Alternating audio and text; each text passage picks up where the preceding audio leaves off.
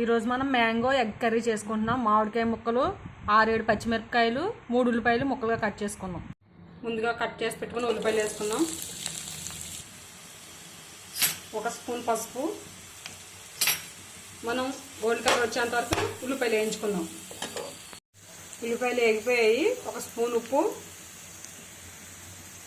1 spoon కారం. ఉప్పు కారం బాగా కలిసేంత వరకు కలుపుకుందాం. కొంచెంసేపు వేయించుకుందాం. ఒక గ్లాస్ వాటర్ పోసుకుందాం. ఇప్పుడు మూత పెట్టి ఉడికించుకుందాం 5 మినిట్స్. ముందుగా కట్ చేసి పెట్టుకున్న మామిడికాయ ముక్కలు వేసుకుందాం. సగం ముక్క ముందుగా ఉడికించి వేయించి పెట్టుకున్నాం కదా మనం ఎగ్స్, అవి కూడా వేసుకుందాం. ఇప్పుడు మూత పెట్టుకుని ఉడికించుకుందాం 10 నిమిషాలు. కొంతసేపు మనం ఉడికించుకున్న తర్వాత కర్రీ రెడీ అయిపోతుంది.